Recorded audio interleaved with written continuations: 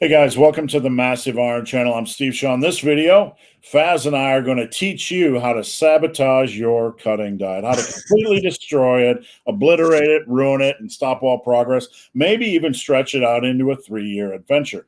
Before we get into that topic, if you have any questions or comments, drop them down below. The best topic ideas we turn into videos just like this. All right, so I'm joined by Fazz Lifts. You can find Fazz Lifts. You happen to have your logo right there on your sweatshirt, and I did as well, just not to be +1 by you or 1 up by you.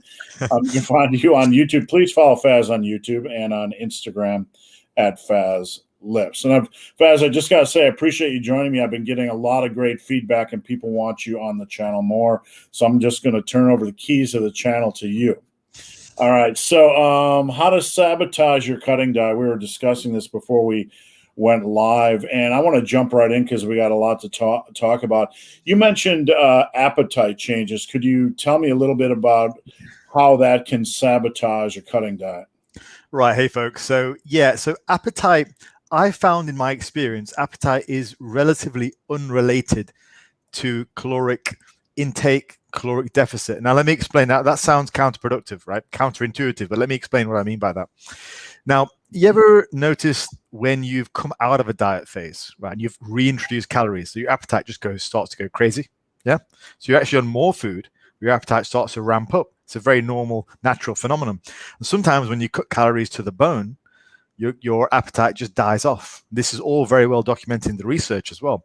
So my point is that your appetite is not always correlative to what you should do. It's not an indicator of what you should be doing. And people tend to freak out about appetite. So they'll go on a diet, I'll put them on a plan, and they'll message you back going, Fazz, my appetite's died.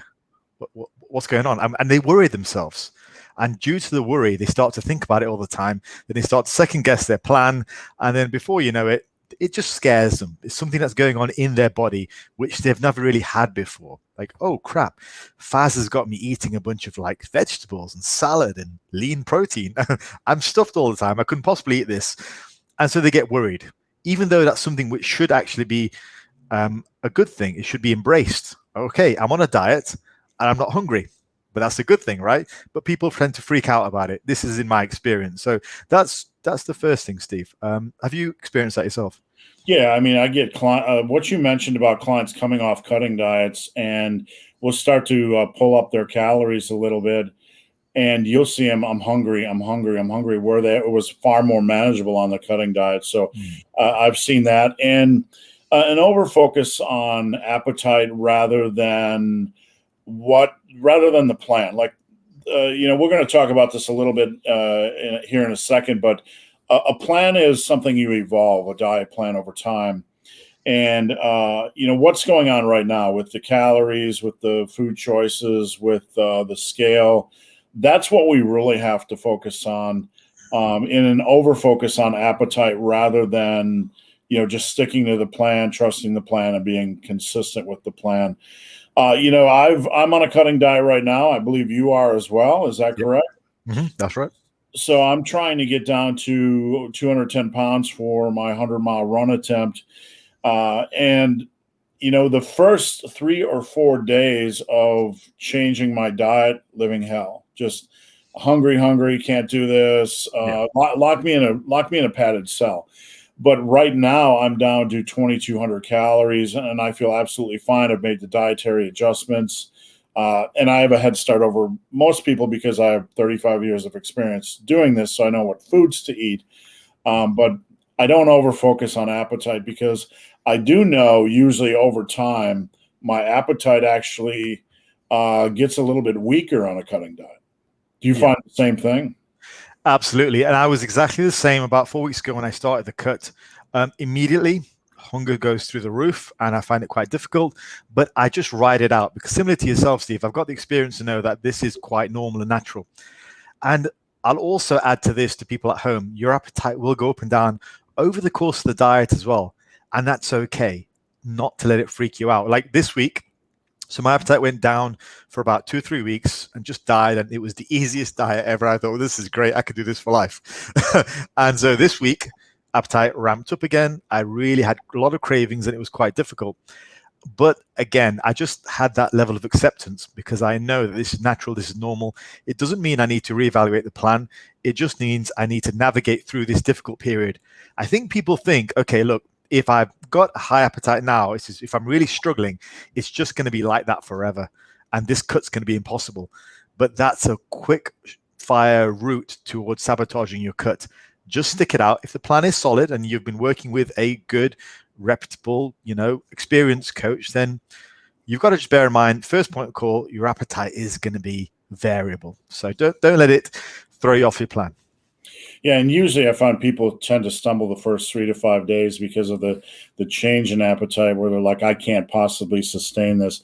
Just hold tight. You're not going to die, and things won't be roses and daisies, but you'll have really good days some days, and then days where you just can't handle it. Fazz, I'm going to jump to the next point: freaking out over rapid weight loss. What do you have to say on that?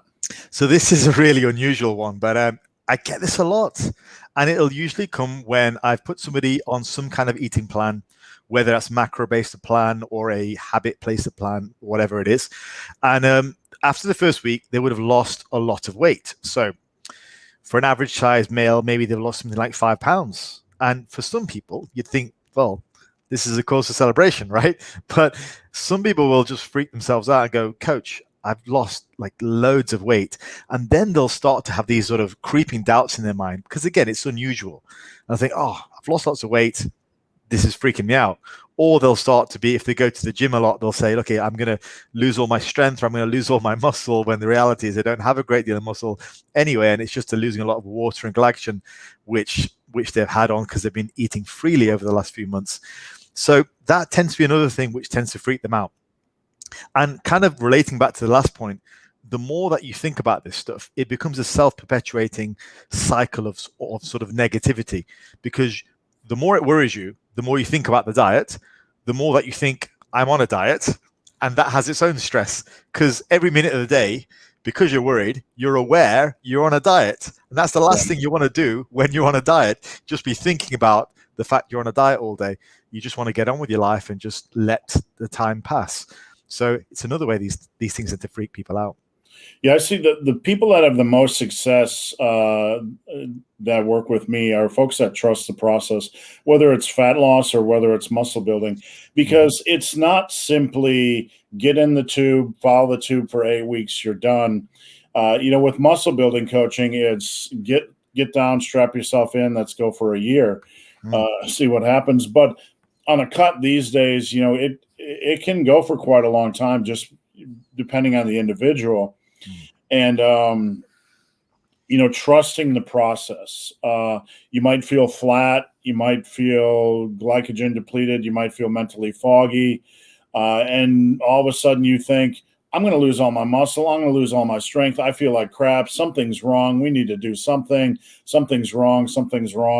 When in reality, when you're with somebody like myself or Fazz that have been doing this forever, we know what others do.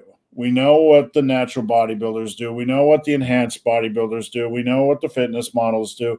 You're on a plan that is wisely structured. It's going to get you to where you want to go. There's going to be speed bumps and adjustments required, obviously, but they're minor and trivial. And, I'm constantly comforting people saying, don't worry about muscle loss. Even if you're on a cut for 6 months, you lose a couple pounds of muscle, it's going to come back. You've already been there. Don't worry at all. Right. Yeah, for sure. And just to kind of like piggyback off that point, my most successful clients always tend to be the ones who are the busiest, precisely because I think if they've got too much time on their hands, they end up getting a bit antsy about little things, and that makes them hyper focus on the plan and start to question things. And then they start to have these little doubts, and ultimately that will start to unravel on the mental stability required to execute a good plan. Yeah, it's a good point. So, Fazz, I'm going to jump to the next one, and this is a huge one, and it's really a source of aggravation at times, and that is eating back calories you burned on your Apple Watch or MyFitnessPal. Now, these can be great tools, but they can also be tools of mass destruction. Because when I first started, I became aware of this fast when I first started diving into the ultra running world. My watch would tell me I burned 1,753 calories and I can eat 4,753 calories and not gain weight. And if I ate at that level, I would be a 600-pound land mammal right now. So let's talk about that. What is up with like these MyFitnessPal, Apple Watch, the calories they say you burned and also are inaccurate, and also Faz, you don't get to add them to your calorie intake for the day. Can you touch on that? Yeah. So first off, I thought that was the goal. I thought we were trying to burn calories to lose fat. First of all, that's what I thought the goal was. But since this video is about sabotaging your cut, then yeah, eat back those calories. So firstly, I'll say this. The calorie trackers, they tend to be based on extremely fit individuals. I've seen studies on this. Now, what they do is they base the calories burned on elite level runners for the most part. Now, ironically, it's precisely those level of people that can, one, burn the most calories, but two, they don't need the calorie burn because they are elite runners. So I think it's something like, let's say in an hour of really hard running for an elite athlete, I think it's something like 800 calories for roughly in circa that ballpark area. So that's what they base these figures on. However, for the regular guy like me, I'm terrible at running. I'd be lucky to burn half that, but the Apple Watch or Fitbit or whatever, they base it off these elite runners, and that's where we get the figures from. So that's the first thing.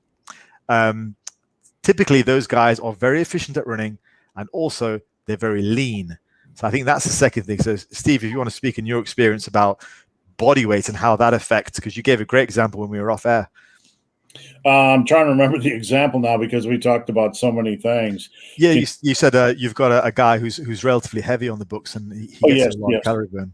Yes, I'm working with an individual that is, an upper 400s. Weight doesn't matter, but he was very proactive, very motivated, and got a gym membership. And I looked. I think even last night he posted. He was making fun of his Apple Watch because it told him he burned 1,700 calories at the gym, and he could now eat 1,700 more calories. But his point of frustration is this gentleman's down to about 2,200 calories, 2,100 calories, and struggling to lose more than a couple pounds a week. So if he added that stuff back in, he'd be back at, back where he started. So, for me, Faz, when I was more active and lifting for powerlifting, and my workouts were very intense, an hour and a half, 4 to 5 times a week. And then on the weekends, I would hike approximately 10 miles. That was my form of cardio and conditioning. And I could eat 3,000 calories a day without gaining weight. Now I sit here all day long, and I do run, but because I sit more, and I'm not lifting as intense as I used to, my metabolism is probably 700 calories below where it used to be. And if I listen to the watches, I would gain weight quickly. Yeah. So, people, Faz, will look at their calories burned, and they'll think, now I get to go out and eat more to accommodate for this, and I'll still lose weight. But really, the reality is you should have been moving to begin with. Yeah. Most people are very sedentary. You should have been moving to begin with. So what you're doing now isn't hyper. I'm trying to think of the right way to phrase this. It's not hyper extreme. It's not super extreme. It's a normal amount of movement. And because it's normal, you don't get to add in the calories to eat more. Exactly. So if we just put some numbers on it to help people relate to this at home, let's say you've got an average sized guy who's relatively inactive. His maintenance is probably about 2,000 calories. So let's say he's not very big and not very far along, but he wants to do a bit of a cut. Now, if he does an hour of activity in the gym, his Apple Watch may well say he's burned something like 600, 700, 800 calories. say he's gone all out, or an hour and a half, let's say, which is relatively reasonable. Let's say he's done an hour workout, he's done a little bit of cardio afterwards. Great, he burned 800 calories. Now, for that guy, his maintenance is 2,000. All of a sudden, his watch is saying your maintenance right now for today is actually 2,800. Now, it would be an absolute disaster if he was to eat back all those calories, because he has a very small margin for error anyway. For guys like for like me and Steve, it's a little bit of a different kettle of fish, certainly when we were in our primes, with heavier and larger caloric intakes. But it makes all the more difference. And you often find it's the people who have the smaller metabolisms who actually struggle with weight loss. They tend to make this mistake over and over again. And it's precisely those people who can't afford to make the mistake because they have such a small margin for error when their Apple Watch is telling them you've burned an extra 800 calories, go ahead and eat it back. So be very careful of that. And all I would say is pick a calorie level, and do your week or two of activity, do your week of total living, monitor your weight, see what happened to it on that caloric level, and then adjust as you go along, rather than try to adjust it day by day. This also feeds back into what we were saying earlier about if you're constantly recalculating your calories every single day, again, it's that diet on your brain all the time. You're thinking about it, and that overthinking about things is just going to make you painfully aware that you're always on a diet. Just try and put it to the back burner, let the process happen, and evaluate every 1 or 2 weeks. And before we hop over to the next point, Faz, I just want to stress one that you made, and that for many people, there's a very small margin for error. A 50-year-old woman who's very sedentary, if she increases, if she walks just 20 minutes a day, it's going to make a difference. But if she pulls that back, it's also going to make a difference. So for this reason, it's very good to be on top of what you're eating in a cutting diet and not just track 80% of days. Faz, we're going to move on to people believe starvation mode exists. Starvation. I'm entering starvation mode, Faz, and I'm actually not burning any more, not losing any weight because I'm in starvation mode. What do you have to say to that? It baffles me that this myth still perpetuates itself in 2021. We are still here, but people still believe, for those who are listening and who are watching and don't know what this is, people still believe that if you eat too little, you cross a point where by eating so little, you actually start to gain weight because your body goes into starvation mode. This is absolute nonsense. This has never once been documented in any kind of literature. It never happens. In fact, we have proof to the contrary. We have the Minnesota starvation experiment where they did systematically starve a bunch of people and their body weights carried on going down. There was metabolic adaptation, but that is very different from saying you're going to gain weight on lower calories. Now, in terms of what actually happens, I think Steve and I would agree that what actually happens is most people are, one, just really bad at counting calories. Right. And now, this is not to trigger anyone. This occurs right across the board. And we've seen this in the research as well. This occurs whether you're naturally fat, whether you're naturally skinny, whatever. Everyone does it. And the research that I've seen the difference can be as much as 4 times what you actually think is on your plate. So they've given people a 300 calorie plate full of food, and people have estimated that plate contains anywhere from 300 to 1,200 calories. Sorry, I should say that the other way around, right? They give people a 1,200 calorie plate of food, and people have said it's anywhere as low as 300 calories. So people tend to be really bad at estimating how many calories are in their food. And you often see this with people. The bottom line is they're not really tracking particularly accurately, and that's often the cause of what they think is starvation mode. Yeah, one of the biggest sources of frustration when you're coaching someone for fat loss is just that the calories look okay on paper, weight is not moving, and there's a problem somewhere. I will ask for pictures of food just because, and sometimes people are like, oh, he doesn't believe me. It's not that I don't believe you. It's just that I have more experience and can say that's, like, for example, I had one gentleman not losing weight, and I started to have him send a picture of what he was eating. And he sent a picture of a wrapped burrito. and I couldn't gain. I couldn't really. That was his lunch, and I couldn't really understand. I had no context, no relational context as to the size of this. So I said, set it next to your arm. And he took a picture and it looked the size of his forearm. I'm like, that's not 600 calories. I don't care what Chipotle says on that's the size of a baby. Yeah. So that's a big issue. And the starvation mode thing, there's always something going on. Always Yeah. something going on.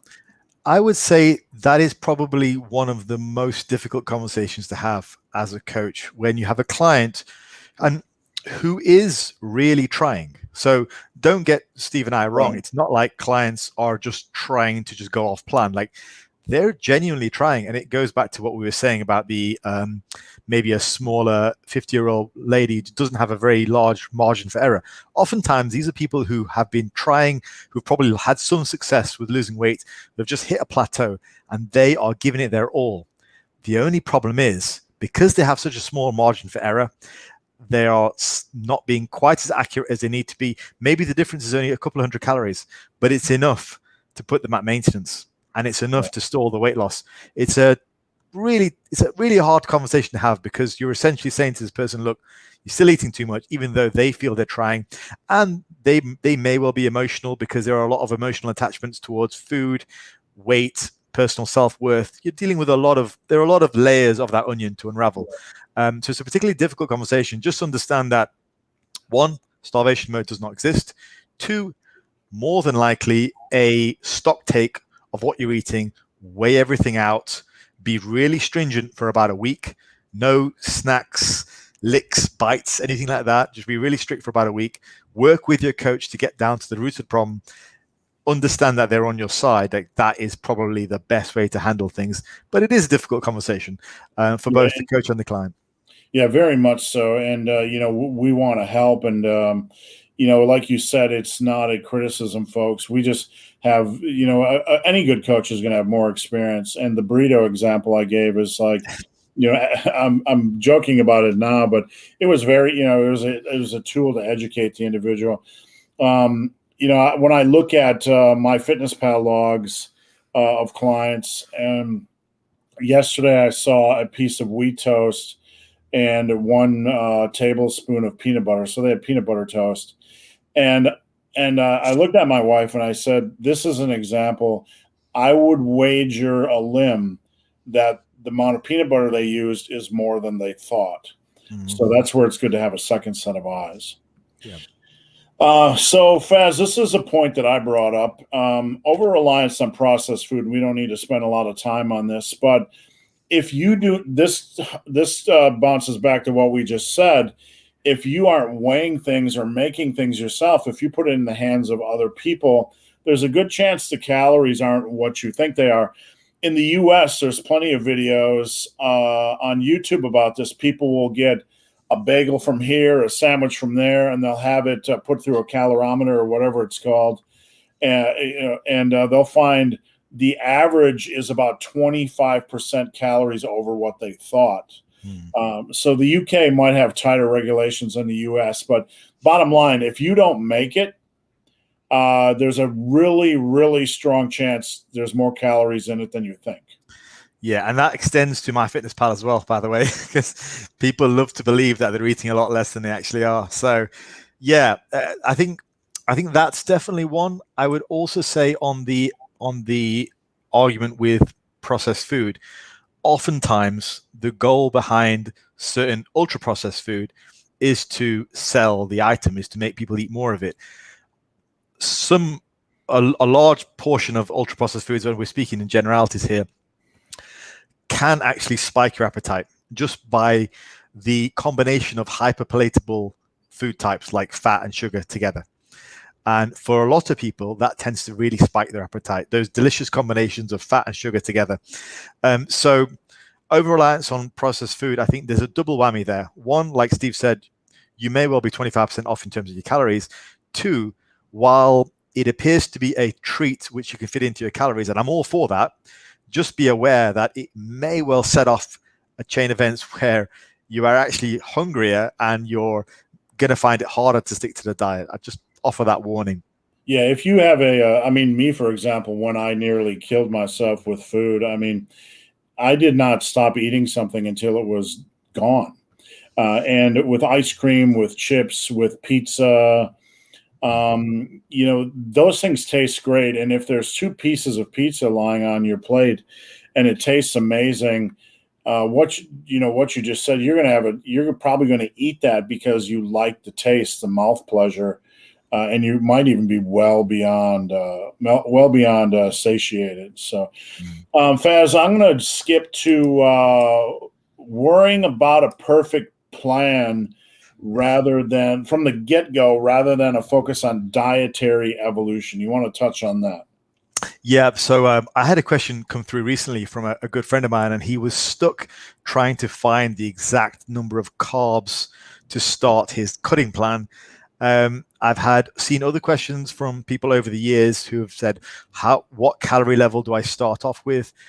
Which formula do I use? Do I use the Catch-McCardle formula? All that kind of stuff. People get really stressed to the point where they don't start a plan by trying to find the perfect plan. So they're actually delaying getting on the fat loss plan because they want to find the perfect plan. For me, that seems absolutely crazy because of this one very, very important reason, that your ability to adapt your plan is far more indicative of success than your ability to then getting the perfect plan to begin with. Like, let's say you're on a fat loss kick. Like Steve and I are both on our fat loss kicks right now. Mine's going to be on for about 12 weeks leading to my birthday. 12 weeks is a long time. Within those 12 weeks, there's probably going to be at least 2 or 3 adjustments, maybe more. My ability to adjust my plan to my body, that is far more indicative of success than getting the perfect plan. Like when I did my contest prep a few years back, I couldn't tell you the calories and macros that I started with. It didn't matter. All that I remember was changing those calories and macros at every plateau, adding them back in towards the end, and the various changes and adjustments. That is far more valuable. And again, it's another one of the reasons why having a good coach who's experienced with this kind of stuff is really important, because they can work with you to objectively make those changes. So, you know, one of the common questions we'll get in our DMs or messages or whatever is how many calories should I be eating to lose weight? And I'll say, I have no idea. Well, I thought you were a coach. Well, I'm a coach, but not a wizard. And let me explain. You can't go to a soccer coach and say, how many goals will I score this season? Right?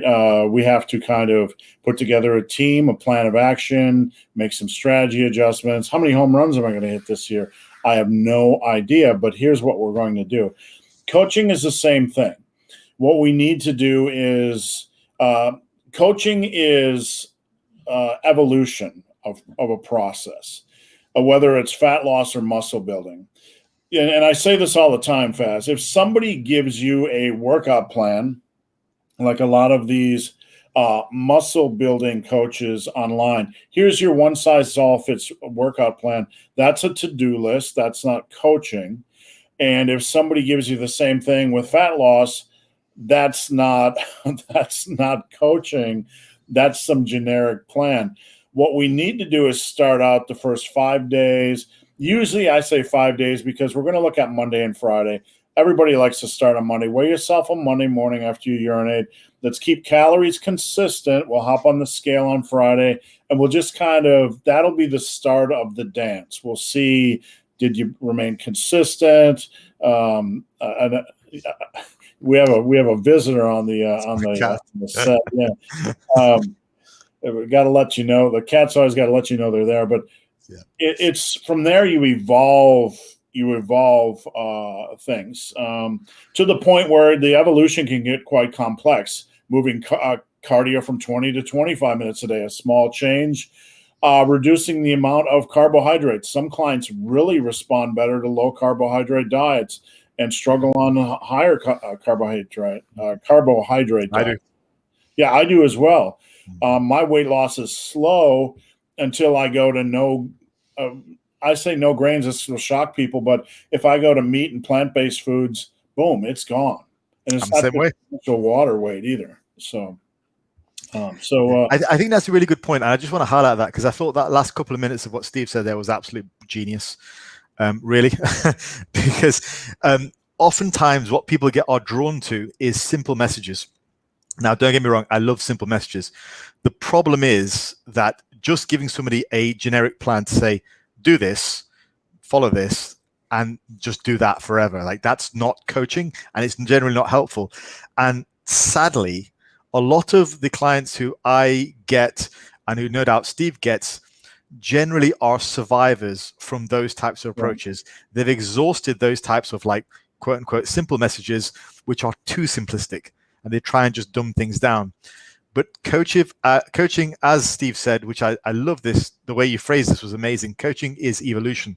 That is such a good way of phrasing it, because that's exactly what it is. That's what coaching should be, the evolution of your plan over the course of the weeks, adaptation to how your body responds. That was genius. Love that. Thanks. And, I think some of my clients get sick of me asking, how was your hunger this week? How did that workout feel? How was this exercise? But that's the meat and potatoes of what I do. Feedback, feedback, and feedback. One last thing to touch on Fazz, and we got a long video here, but it's good information. So one other thing, and this is a great source of frustration for me, and I'm not sure if it's like it in the UK, but every weekend is a celebration. Let's start with January 1st. It's New Year's, and January 2nd, it's the bowl games. And January 23rd, it's a Super Bowl. And February 14th, it's Valentine's Day.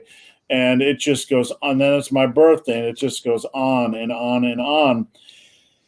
And celebration is a good thing, right? But when everything in life is a celebration, nothing in life is a celebration. And this over obsession with party like it's 1999 every weekend, there has to be some set of rules, some form of regulation, because that style of eating, celebrations aside, is going to cause you to gain a massive amount of weight, even if you're not on a cutting diet. You want to touch on that, Fazz? I think that's a great point. I think I want to just expand this out into a sort of maybe like a side point here. There's always going to be an excuse to go off your plan. Now, the thing is, a lot of those excuses are valid excuses. Now, you think back to the last 18 months, the world has had the best excuse to go off the diet because gym's been closed down, right? Life as we know it has been closed down for the most part. Entertainment, apart from like food and TV, has all been taken away from us, right? So like what we're saying is, what I'm saying, is that excuses are oftentimes very, very valid. So it's not like we're saying, those are just like rubbish excuses, like it's somebody's birthday party or whatever. Like sometimes excuses are genuine, they're valid, and they're the best reasons. And in fact, that's even worse because you've got to learn to live with those. Nobody would have predicted, in 2019 that we we're going to have the 2020 that we did have, but you've still got to manage it. There's no point in going, well, that's it, this has happened, that's phone pizza place, skip the gym. You've still got to get on with it. You've still got to stick to at least some semblance of a plan. So Steve gave a great example there of just birthday parties over, littered on your calendar. But I'll also say that there are genuine things that happen. We've had some of the worst genuine things that have happened over the last year, which have taken away a lot of our freedoms and whatnot, and have been devastating to the world as a whole. So as much as possible, you've got to try and stick to your plan as best you can. The old me would celebrate everything all the time. Every weekend was a football game. Every celebration was an excuse to self-abuse. And really, we have to look in the mirror and say, okay, I'm going to my mother's birthday. Is this about celebrating my mother's birthday, or is this about how much food can I eat because it's a celebration day? And it might not be about binge eating, but for somebody on a cutting diet, you have to ask yourself, should I just have a bite of the cake and just move on?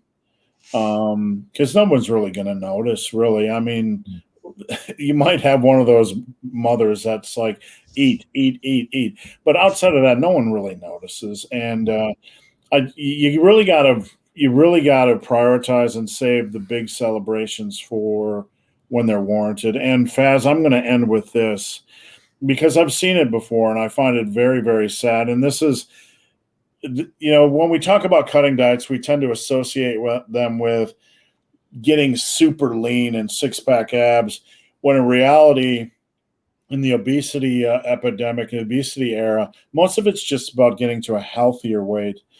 And one of the sad things, and I'll just end with this, is when I see a couple going out to celebrate their wedding anniversary, and it's an excuse to overeat and overdrink so much to the point where they can't have comfortable adult relationship, an adult relationship at the end of the night, that's about celebrating food, not your anniversary.